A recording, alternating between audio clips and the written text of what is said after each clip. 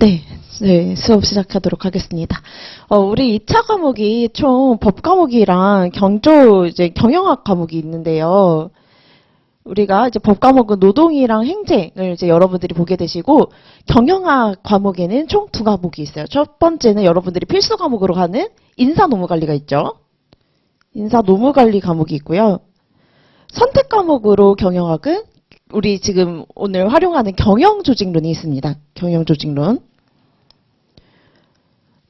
물론 제가 경조를 선택 과목으로 강의를 하고 있지만 경조를 선택 과목으로 했을 때의 이점은 인사 노무 관리에 충분히 활용할 수 있다라는 점이에요. 그래서 여러분들이 이제 뭐 인사 노무 관리 들으시면서 이제 경영 조직의 개념을 활용해서 저는 설명을 하거든요. 이제 설명을 할 때마다 이제 선택 과목이 경영 조직이 아니신 분들이 약간 이제 좀 이제 난해해서 조금 이제 특강을 열게 된 그러한 이제 계기가 있었어요. 그래서 여러분들도 인사 노무 관리 시간에 이제 경영 조직을 활용하시는 이제 강사님 수업을 듣게 되시면 여러분들이 이게 뭐지? 난 이런 거 안 배웠는데 이런 거 알아야 되나? 경영조직을 배우는 학생들이 이런 거를 써먹을 텐데 나는 경영조직이 아닌데 이거를 이제 활용해서 쓰고는 싶은데 모르겠다. 어떻게 쓸지 모르겠다. 라고 하셔서 아마 이제 오셨을 것 같아요. 아무래도 지금 다 대충 이제 물어보니까 다 경영조직이 선택 과목이 아니신 분들이더라고요. 그래서 여러분들이 경영조직론이 양이 많아요. 이제 양이 많기 때문에 모든 개념, 모든 이론 이런 것들을 다 담아서 쓰는 건 아니에요. 인사관리에. 인사관리에 활용을 한다라고 하면 기본적인 개념, 의의 그 정도만 여러분들이 활용해서 쓰시면 되는 거거든요. 그래서 사실 이거보다 더 많아요. 이거보다 더 많아요. 많은데 제가 필수로 조금 쓸 수 있는 것들만 조금 추려서 50페이지로 정리를 해왔습니다. 그래서 여러분들 이거 말고도 사실 쓸 수 있는 게 너무너무 많거든요. 그러면 이제 우리가 이걸로 다 못 담아요. 그래서 제 수업 시간 때는 따로 경조 개념을 프린트로 해서 알려드릴 거예요. 근데 그거는 이제 인사관리 시간에 따로 알려드리는 거고, 일단은 여러분들이 오늘 특강은 맛보기예요. 맛보기. 경영조직의 이론이 어떻게 이제 쓰이면 좋을지 여러분들이 오늘 좀 이제 감을 좀 보시라고 제가 이렇게 준비를 했고요. 먼저 제가 일부러 기출문제 한번 볼까요, 여러분? 기출문제. 기출문제를 이제 가지고 왔어요. 이제 여러분들이 그냥 경조 이론 딱 배우고 인사 이론 딱 배우고 이렇게 연결시키면 좀 모르실 것 같아서 실제 기출문제를 통해서 그러면 우리가 경조 이론이 도대체 뭐길래 어떻게 쓰이길래 이제 배워야 되냐라고 이제 여러분들이 와닿으실 수 있도록 이런 식으로 기출문제랑 관련 경영조직 개념을 같이 활용해서 이렇게 프린트를 만들었습니다. 그래서 작년 기출이에요. 이거 다 보셨나요? 작년 기출? 보셔야죠. 우리 시험 보잖아요. 여러분들 기출문제는 필수예요. 제가 1기 때는 기출문제를 같이 다룰 거거든요. 이 기출 보신 분. 나 이거 봤다. 기출을 한 번이라도 봤다. 여러분 필수예요. 여러분 다른 과목도 다 마찬가지잖아요. 우리 기출문제에서 다 그게 출제 경향이 나와요.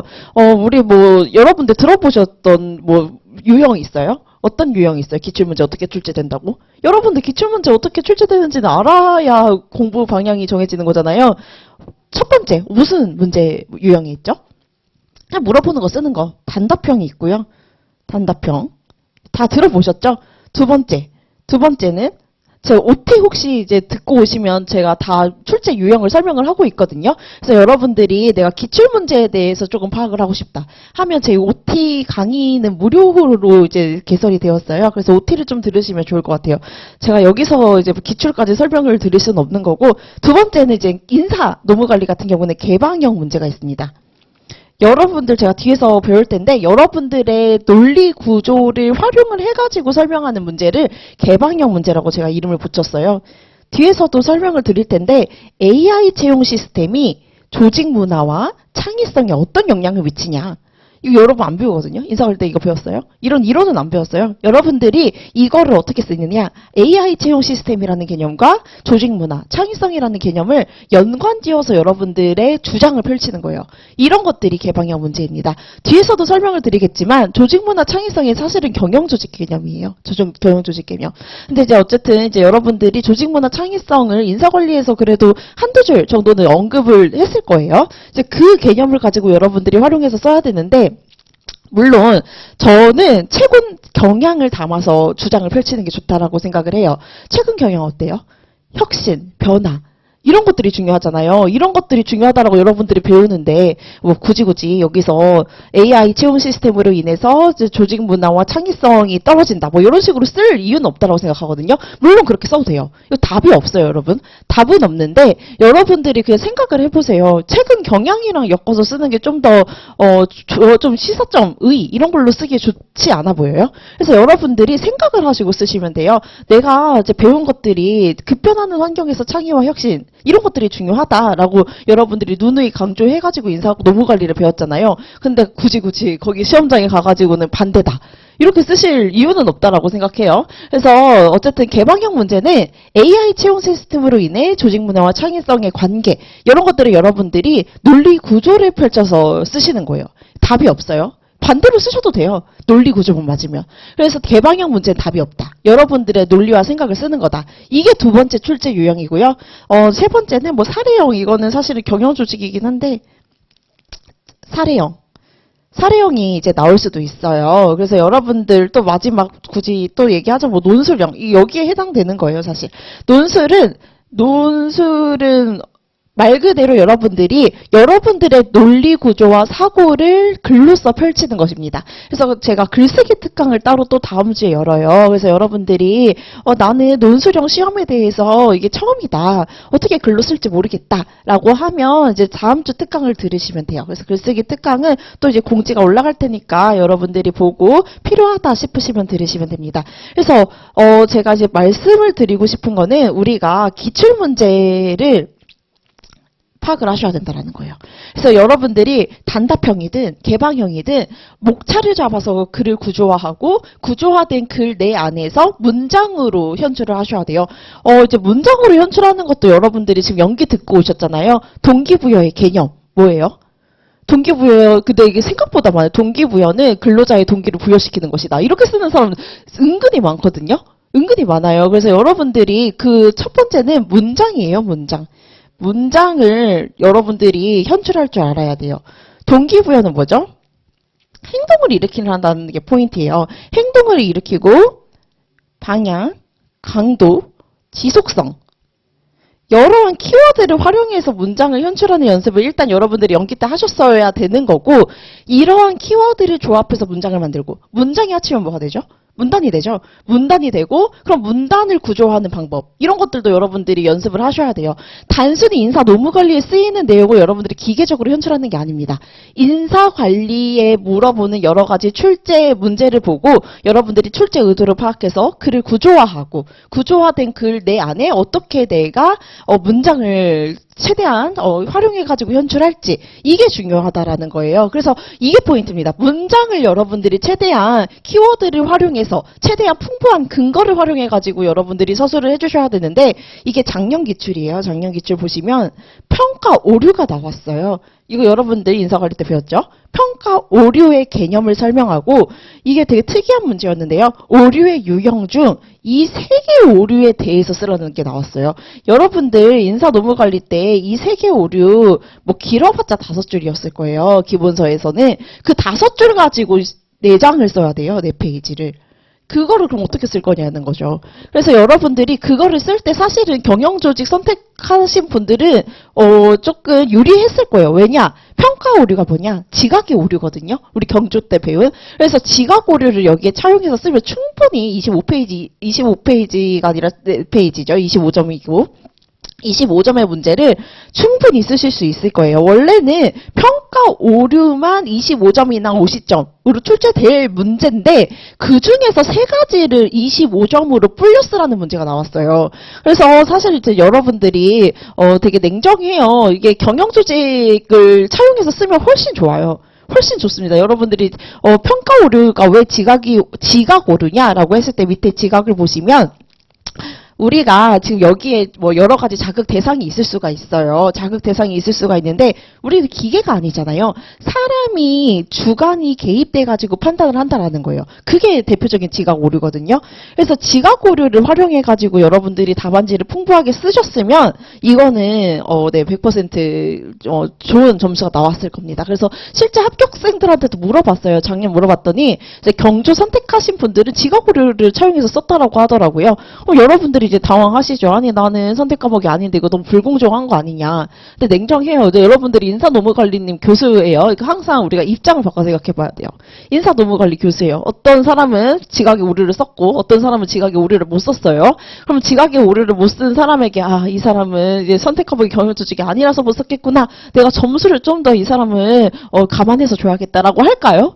안 하지 않을까요? 안 할 거예요. 그래서 포인트는 여러분들이 뭐 내가 선택 과목이 경영조직이 아니더라도 조금 필수 개념을 활용해서 쓰시는 게 좋아요. 특히 이런 문제가 나온다라는 거예요. 무려 작년 문제입니다. 작년 기출이에요. 그래서 평가 오류의 개념을 쓰라고 하면서 그중에 이거 관대와 편견 대비 다 합쳐서 아마 뭐 한 페이지 반 될 거예요. 기본서에서는.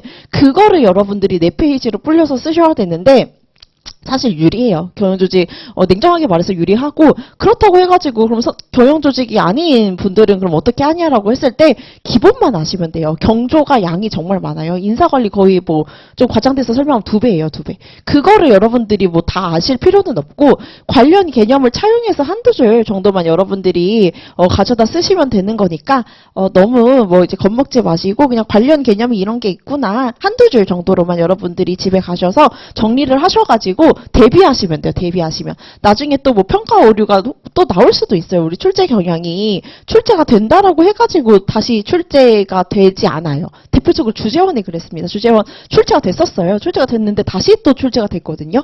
그래서 출제가 될 수 있어요. 그래서 여러분들이 출제됐으니까 버려야지 하지 마시고 출제가 됐으니까 더 중요하게 보셔야 돼요. 이제는 트렌드가 그렇습니다. 그래서 여러분들이 이제 출제가 됐다라고 너무 무시하지 마시고 더 꼼꼼하게 이제 보셨으면 좋을 것 같아요.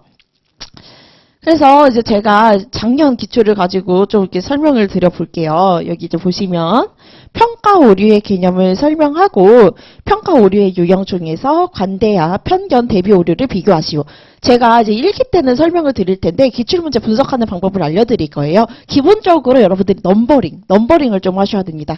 저는 문제를 분석할 때 상위 개념에는 진한 색으로 표시해요. 상위 개념 여기 뭐죠? 평가 오류죠. 평가 오류의 개념 일단 내가 써야겠다. 넘버링 꼭 하세요. 요새 트렌드가 또 분서령 문제예요. 분서령 문제. 쓰라고 요구하는 게 많아요. 근데 여러분들이 시험장 가면 당황하시거든요.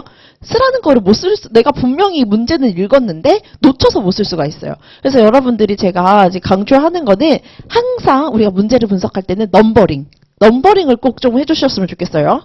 평가 오류의 개념을 설명하고 오류의 유형 중에서 관대와 편견, 대비 오류를 각각 설명하시오. 2, 3, 4 이런 식으로 내가 목차화해야 될 거를 넘버링을 반드시 하셔야 돼요. 지금은 2줄밖에 없지만 특히 1문에서는 분서령으로 되게 길게 나오는 게 트렌드거든요. 그래서 여러분들이 뭐를 써야 될지 이런 식으로 키워드를 활용해서 체크를 하고 가시는 게 좋습니다. 그래서 먼저 평가 오류의 개념을 설명을 하고 이제 유형 중에서 3가지 유형을 각각 비교하여 설명하시오 라고 이제 나오고 있는데요. 먼저 제가 여기 평가 오류가 이제 나왔어요. 우리가 평가 오류가 나왔는데 평가 오류는 뭐와 관련되는 거죠? 인사평가. 일단 상위 개념 인사평가고요. 인사평가에서도 신뢰성을 저하하는 요인으로 우리가 배웠었어요. 그러면 신뢰성을 왜 저하할까? 일단은 평가 오류가 2가지 상위 키워드가 있을 수가 있어요. 첫 번째 어디서 배웠을까요? 우리 선발 파트에서 면접에서 배웠습니다. 선발에서의 면접. 두 번째는 지금 나오는 인사평가에서 배웠어요. 왜 선발과 평가에서 오류가 나오는 걸까요? 한번 생각을 해보세요. 왜 선발과 평가에서 오류가 나올까요? 사람이 판단하기 때문이에요. 사람이 판단하기 때문에 뭐가 발생하냐? 스테레오타입, 고정관념이 발생할 수도 있고요. 고정관념, 그 다음에 편견이 또 발생을 할 수가 있습니다. 고정관념과 편견이 이제 개입이 된다라는 게 가장 큰 포인트예요. 그래서 여러분들이 인사노무 관리 때 평가에서 배운 오류가 왜 또 선발에서 나오지? 뭐가 정답이라는 거야? 라고 여러분들이 생각할 수도 있는데 유기적인 생각이 필요합니다. 평가 평가 오류라고 해서 선발 오류가 아니냐? 아니에요. 즉 사람의 주관, 사람의 고정관념이 개입되는 과정에서 오류가 나타나는 걸 평가 오류라고 하거든요. 우리 경조에서 배우는 지각 오류도 마찬가지예요. 사람이 개입돼서 오류가 발생하는 거거든요. 그래서 여러분들이 인사는 유기적인 게 필요하다. 만약에 여기서 평가 오류가 아니라 선발 오류로 나왔다. 똑같아요. 사람의 주관이 개입이 돼서 오류가 발생하는 거다라고 이제 여러분들이 보시면 되는데, 밑에 제가 지각 오류라고 해가지고 지각을 가져왔죠. 이제 지각의 개념 보시면 여기서의 키워드는 세 가지예요. 선택, 조직화, 해석. 이 세 가지 키워드입니다. 그래서 환경에서의 자극을 선택적으로 지각하고 선택적으로 지각된 자극만을 받아들여서 범주화하는 과정이 조직화고요. 그 범주화하는 과정에서 또 본인만의 경험을 토대로 해석하는 과정이 해석의 과정입니다. 그래서 지각의 이제 진행 과정을 보시면 이게 포인트예요. 선택, 조직화, 해석에 의해서 처리가 되는데 여기서 유용하다라고 되어 있어요. 여러분들이 편견이라고 해서 무조건 오류, 나쁜 거라고 생각하지 마시고 여러분들 혹시 나는 솔로 보세요. 나는 솔로. 제가 이제 저의 힐링 그 프로그램인데 나는 솔로 이제 보시면 여러분들도 저 사람은 저럴 것 같고 이 사람은 이상할 것 같고 특히 최근에 영식 좀 논란이 되고 있잖아요. 여러분들이 그 사람 보면서 일 잘할 것 같아요? 못할 것 같아요? 사실 일이랑 관련은 없지만 일을 그런 댓글들이 되게 많더라고요. 저 사람 회사에서 어떻게 일하냐. 사실 일이랑 관련은 없잖아요. 그러면서 이제 나름의 편견을 가지고 해석을 하는 거예요. 그래서 포인트는 뭐냐? 고정관념과 편견을 가지고 여러분들에게 유용한 정보를 어쨌든 준다. 어쨌든 이게 편견이나 고정관념은 우리만의 경험에 의해서 쌓이는 것들이고요. 그 경험에 의해 쌓여서 남을 판단하는 게 때로는 우리에게 유용하게 판단을 주는 도구로서 활용이 됩니다. 여러분들도 무의식적으로 많이 활용해서 의사결정을 하실 거예요. 그래서 포인트는 유용한 정보라고 하는 거는 객관적 정보는 아니고 우리의 경험치에 따라서 쌓여진 주관적인 정보라는 거예요. 주관적 정보. 주관적인 정보다. 그래서 이제 주관적 정보가 무조건 나쁜 거는 아니에요. 나쁜 거는 아닙니다. 우리가 선발 파트에서 통계적인 방법과 직관적 방법 배우잖아요. 장단점 교차하잖아요. 때로는 데이터가 판단하지 못하는 것들을 경영자의 경험을 통해서, 경험과 직관을 통해서 의사결정하는 게 맞을 때도 있어요. 또 신속하고요. 그래서 포인트는 무조건 나쁜 게 아니다라는 거예요. 유용한 정보를 제공할 수 있다라는 것입니다. 그래서 어떻게 그러면 유용한 정보를 주게 되냐? 그 프로세스, 과정을 한번 보게 되시면 첫 번째, 선택을 하게 된다는 거예요. 우리 지금도 여기 강의실에도 수많은 자극에 노출이 되어 있죠. 그런데 지금 여러분들 저만 보시잖아요. 저기 뒤에 시계 보고 계시는 분 없잖아요. 그래서 포인트는 뭐냐? 선택적으로 지각을 하게 된다는 거예요. 일부만 선택적으로 지각을 하게 되는데 컴퓨터가 아니다. 모든 자극을 지각을 하지 않고 필요한 일부만 선택을 해가지고 인지를 하게 된다. 특히 두드러진 자극에 주의를 기울이는 경향이 있는데 포인트는 자신에게 필요한 것만 선택적으로 관심을 기울이게 된다는 거예요. 그게 이제는 오류의 원인이 될 수가 있다는 거죠. 이게 이제 오류의 원인으로 여러분들이 서술을 했으면 풍부한 답안이 가능하셨을 거예요. 그래서 이게 사실은 기본 목차가 이거거든요. 비교하라는 문제는 여러분들이 기준을 잡아야 돼요. 기준을 잡아야 되고 그 기준을 저는 어떻게 잡았냐라고 하면 여러분들이 이제는 모의고사 이제 답안지 이런 거 보시면 이 강사마다 기준을 잡아서 서술하는 부분이 다 달라요. 그래서 여러분들이 왜 강사마다 답안지가 다르냐 할 수 있는데 당연히 달라요. 이게 다른 게 정상이죠. 다른 이유가 기준을 이제 여러분들이 잡아서 나름의 기준을 잡아서 서술을 해주셔야 되는데 기본적으로 뭐 개념, 오류의 원인, 대응 방안 이런 게 이제 기본 목차예요. 이런 거 목차 많이 보셨죠? 기본서에서도. 개념, 원인, 대응 방안으로 쓰셔야 되는데 제가 뒤까지 다 설명하고 드리겠지만 지금 여기서의 지각의 과정을 오류의 원인으로 쓸 수 있어요. 그럼 어떻게 쓸 수 있냐? 첫 번째, 선택적으로 지각을 하게 된다는 거예요. 선택적으로. 그래서 자신에게 필요한 자극에만 관심을 기울이게 되어서 필요한 정보임에도 불구하고 누락이 되면 평가에 오류가 발생하는 거겠죠. 그래서 선택적 지각도 오류의 원인으로 충분히 활용해서 쓰일 수가 있겠습니다. 특히 우리 중요사건 기준으로 행동 기준으로 평가하는 것들 있잖아요. 거기서 우리가 오류를 극복하는 방안으로 쓰이는 게 뭐냐라고 하면 그 관찰에서의 그 정확도를 높이는 방법이 있었거든요. 그 관찰에서의 정확도를 높이는 방법이 뭐냐? 쉬워요. 그냥 그 스마트폰 가지고 체크하는 거예요. 행동을 했는지 안 했는지. 근데 그런 거를 근데 왜 볼 때마다 체크하는 거예요? 여러분들 기억력이 뭐 좋지 않기 때문이죠. 이제 금방 까먹을 수도 있는 거고 놓칠 수도 있는 거고. 그래서 행동을 놓칠 수도 있기 때문에 그러한 뭐 도구를 활용해 가지고 평가에서의 정확도를 높인다라는 내용이 있었어요. 인사관리 때. 근데 제가 인사관리까지 여기서 설명을 드릴 수는 없는 거고 여러분들 인사관리 다 배우고 왔잖아요. 같이 활용해서 떠올리면 되셔요. 그래서 포인트는 뭐냐? 그 어쨌든 우리가 평가를 할 특히 행동 기준으로 평가할 때 관찰자가 행동을 보고 평가를 해야 되는 거잖아요. 근데 그 관찰자가 행동을 보고 평가하는 과정에서 피평가자들의 모든 행동을 다 이제 관찰해가지고 정확한 평가를 할 수 없다라는 거예요. 그래서 포인트는 정확한 관찰이 필요하다. 근데 정확한 관찰을 우리는 이제 사람이기 때문에 이제 정확하게 할 수 없다. 왜요? 선택적 지각. 이게 키워드예요. 이것만 쓰시면 돼요. 여러분들이 지금 여기 있는 걸 다 쓰라고 가져온 게 아니라 오류의 발생 원인 만약에 쓰겠다. 근데 그 중에 선택적 지각이라는 개념을 활용해서 쓰면 된다라는 거예요.